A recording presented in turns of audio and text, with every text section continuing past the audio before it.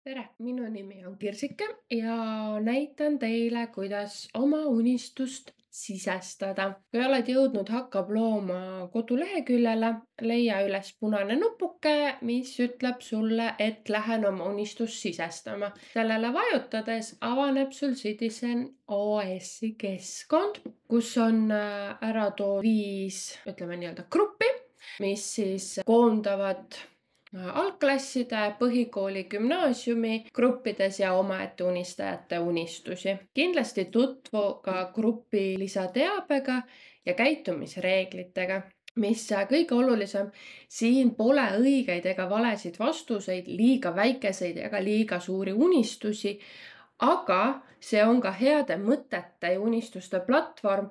Käitu nii, nagu tahaksid, et sinuga käitutakse, ehk ole viisakas ja ära halvustega külva viha. Ja kui ikkagi tekib sobimatuid sisestusi, siis meil on õigus need eemaldada.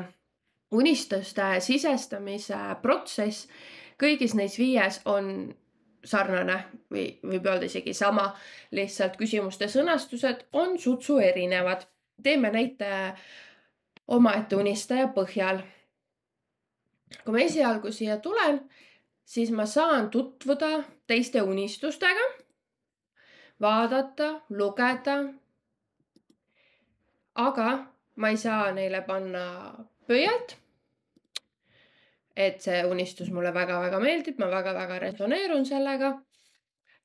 Ja ma ei saa lisada oma ideed, sest et ma ei ole sisse loginud. Sisse saad logida oma Facebooki, Google'i, mobiili-ID või Smart-ID abil, aga saad ka mõne teise e-posti aadressiga konto luua.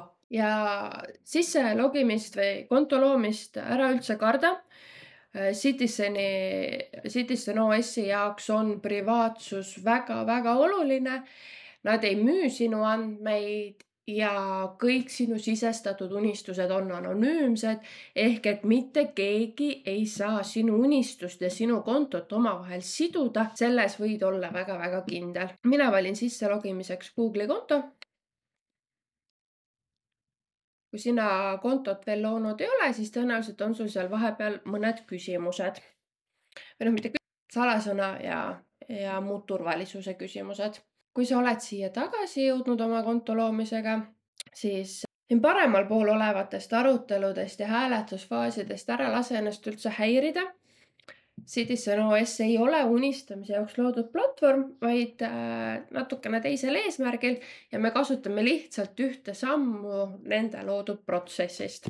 Kui sul on vaja, et aitavad nupukesed oleksid mõnes teises keeles, siis saad siit endale sobivaima valida.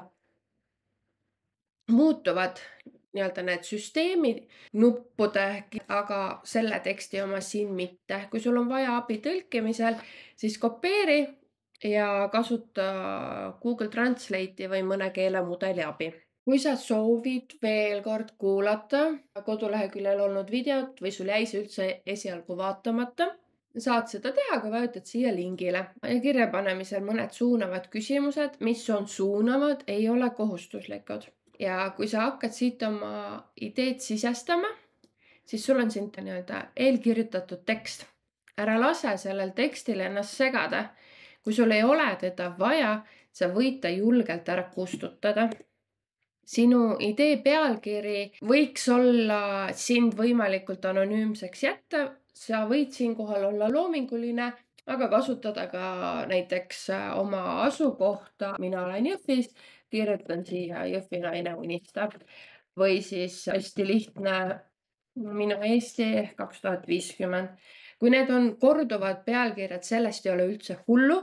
See lihtsalt on üks kohustuslik väli ja kõige olulisem on see sisu, mis sa siia tekstikasti paned. Vanus on siis sinu vanus täisaastates. Soo saad siit valikutest valida. Omavalitsuse täpselt samamoodi. On siin valdade ja linnade põhine. Ja kui sa oled väljaspool Eestit elav, siis sul on täpselt samamoodi seal võimalus valida muu ning siis sisestada oma asukohariik. Vahepeal on sul võimalus siis ka mustandina salvestada, kui sa arvad, et su internetiühendus võib olla natukene katkendlik või sa tead, et sa pead tegema ühe pausi siis saad ta mustandina salvestada. Kui sa ennast vahepeal välja ei logi, siis saad kenasti ka jätkata.